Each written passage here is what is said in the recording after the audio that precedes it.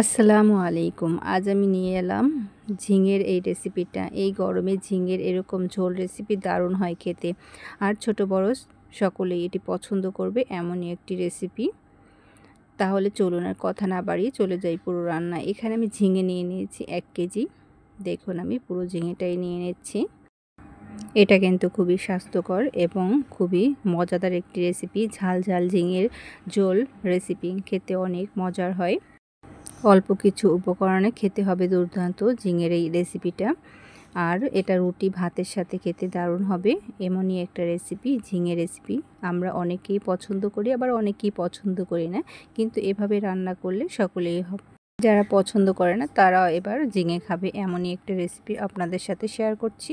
খুবই সহজভাবে খেতে হবে দুর্দান্ত। দেখুন এখানে আমি ঝিঙে একটা নিয়ে নিয়েছি। এবার আমি এটাকে ছিলে নেব। দুই সাইড থেকে আমি কেটে নিয়েছি, খেয়াল করে দেখুন। এই যে এবার আমি এটাকে 3 টুকরো করে নেব। আমি এবার 1 টুকরা নিয়ে আমি এভাবে ছিলে নিচ্ছি। খেয়াল করে দেখুন, একটু এভাবে ছিলে নেবেন। সেলাটাও খুবই সহজ। যারা একেবারেই নতুন তাদের জন্য আমি দেখিয়ে দিচ্ছি পুরো রেসিপিটাই। আমি দেখুন এভাবে ছিলে নেবেন পুরো ঝিঙেটাকে। এভাবে আমি সবগুলোকেই ছিলে নেব। আমি আস্ত একটা দেখিয়ে দিচ্ছি। চাইলে এরকম আস্ত অবস্থায় ছিলে নিতে পারেন, এতে করে খুব তাড়াতাড়ি হয়ে যাবে। খেয়াল করে দেখুন, এটা কিন্তু যে কেউ করে নিতে পারবেন, খুব সহজ ঝিঙে ছেলা। আমি একইভাবে পুরো ঝিঙেটাকেই ছিলে নেব। চাইলে এভাবে আপনারা আস্ত অবস্থায় ছিলে নিতে পারেন, আবার এভাবে কেটে কেটে ছোট ছোট টুকরো করেও কেটে ছিলে নিতে পারেন ঝিঙেগুলোকে। এবার আমি একটা ঝিঙে দেখিয়ে দিচ্ছি কিভাবে টুকরো করব। আমি দুই সাইড থেকে কেটে ফেলে দিলাম। এবার আমি এই একটা ঝিঙে দিয়ে 3টা টুকরো করে নিলাম। এবার খেয়াল করে দেখুন, আমি এটাকে 4 টুকরো করব। মাঝখান থেকে চিড়ে এভাবে আমি এখান থেকেও 2 টুকরো করব। টোটাল একটা টুকরা দিয়ে আমি 4 টুকরো বানাচ্ছি। এগুলো একটু বড় সাইজের, এজন্য আমি 4 টুকরো করছি। আর যে মাথার অংশটা ওটা দিয়ে আমি 2 টুকরো করে নেব। এরকম করে আমি ঝিঙেগুলোকে পুরো ঝিঙেগুলোকেই কেটে নিচ্ছি। এটাকে আমি তুলে রেখে দিচ্ছি। একইভাবে আমি পুরো ঝিঙেটাকেই ছিলে এভাবে কেটে নিয়েছি টুকরো টুকরো করে। এবার আমি এটাকে ধুয়ে পরিষ্কার করে নিয়েছি। এটাকে আমি এবার সাইডে রেখে নেব। ঝিঙেটা আমার কাটা শেষ। এবার আমি আলুটাকে কেটেছি একইভাবে, খেয়াল করে দেখুন এরকম লম্বা লম্বিভাবেই কেটেছি আমি আলুগুলোকে। এখানে আমি 2টো আলু দিয়েছি। এটাকে আমি ধুয়ে সাইডে রেখে নিচ্ছি। এবার আমি নিয়ে নিচ্ছি চিংড়ি মাছ। এই ঝিঙেটা রান্না করার জন্য আমি কয়েকটা চিংড়ি মাছ নিয়ে নিয়েছি। এবার আমি চলে যাচ্ছি চুলোর কাছে। চুলোয় একটি প্যান বসিয়ে দিয়ে দিচ্ছি রান্নার সাদা তেল। তেলটাকে আমি দিয়ে নিলাম, তেলটা গরম হতে থাকুক। এদিকে আমি চিংড়ি মাছগুলোকে নিয়ে নিচ্ছি।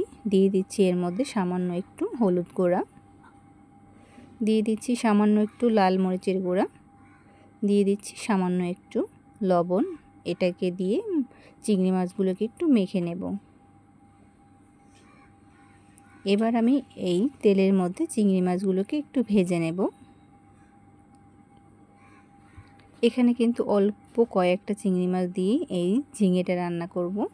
দেখুন কিন্তু খেতে হবে দারুণ। এটাকে আমি একটু ভেজে নিচ্ছি।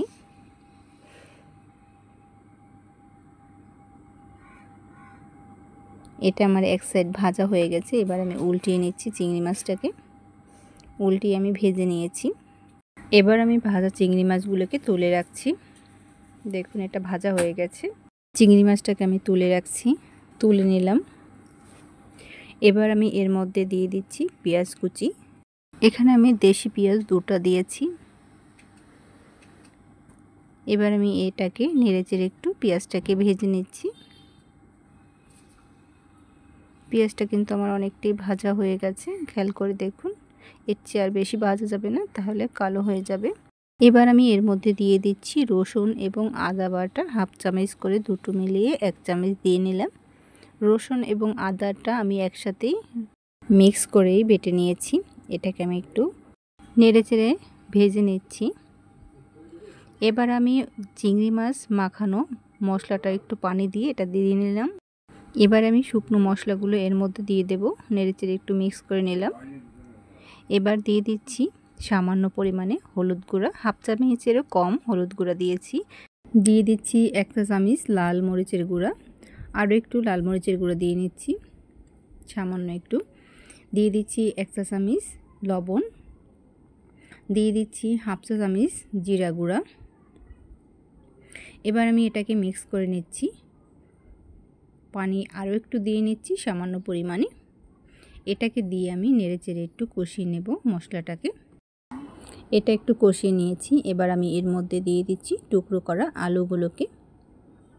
এটাকে দিয়ে আমি নেড়েচেড়ে নেব। যে যেখান থেকে আমার ভিডিওটি দেখছেন আশা করি ভিডিওটি ভালো লাগবে। ভালো লাগলে লাইক, শেয়ার, কমেন্ট করে নিয়মিত চ্যানেলের সাথে থেকে চ্যানেলটিকে সাবস্ক্রাইব করে দিবেন আর পাশে থাকা বেল বাটনটি অন করে দিবেন। এতে করে আমি যখনই নতুন কোনো ভিডিও আপলোড করব সাথে সাথে নোটিফিকেশন পাবেন সবার আগে। দেখুন এবার আমি দিয়ে দিচ্ছি ঝিঙেগুলোকে, পুরোটাকে আমি দিয়ে নিলাম। আমি মশলার সাথে এবার ঝিঙে আলুটাকে মিক্স করে নিচ্ছি। এখানে কিন্তু একেবারেই পানি নেই, কিন্তু ঝিঙে থেকে অনেকটাই পানি বের হবে। ঝিঙে থেকে কিন্তু পানি বের হয়, যারা নতুন রাঁধুনি তাদের আমি বলে দিচ্ছি।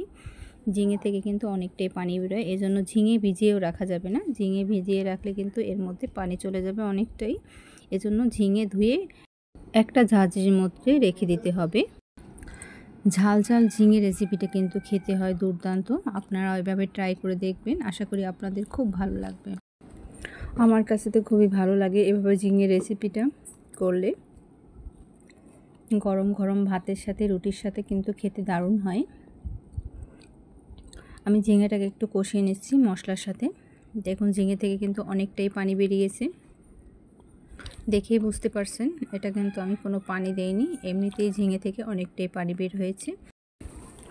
ঝিঙেটা কিন্তু আমার অনেকটাই কষানো হয়ে গেছে।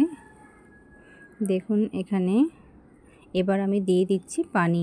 এখানে আমি 2 কাপ পরিমাণ পানি দেব। প্রথমে 1 কাপ দিয়ে নিলাম, এরপর আমি আরও 1 কাপ পানি দিয়ে দেব এর মধ্যে। এটা আমি ঝোল ঝোল রাখবো ঝিঙেটাকে। টোটাল 2 কাপ পানি দিয়েছি। এবার আমি নেড়ে চেড়ে দিচ্ছি। সাইডের মশলাগুলোকে এভাবে গড়িয়ে গড়িয়ে নামিয়ে নিলাম।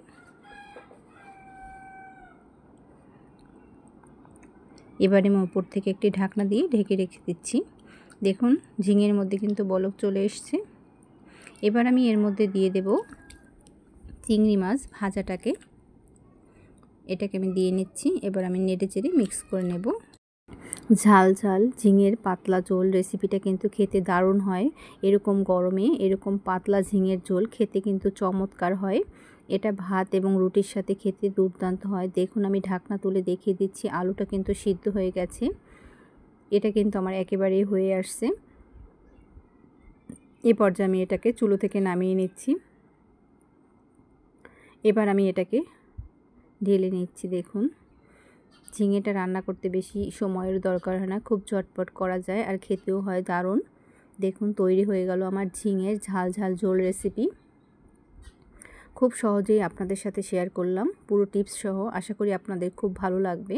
এটা গরম ভাত, রুটি যে কোনো কিছুর সাথে খেতে কিন্তু দারুণ হয়। এরকম পাতলা ঝোলের ঝিঙের রেসিপি আশা করি আপনাদের খুব ভালো লাগবে। ভালো লাগলে অবশ্যই একটি লাইক দিয়ে ভিডিওটাকে শেয়ার করে দিবেন। দেখুন এটা খেতেও কিন্তু দারুণ হয়েছে, আশা করি আপনাদেরও ভালো লাগবে। আমার তো খুবই ভালো লেগেছে। আমি একটু টেস্ট করে দেখছি, মাশাআল্লাহ চমৎকার হয়েছে। আজকের মতো এখানেই শেষ করছি। আসসালামু আলাইকুম, আল্লাহ হাফেজ।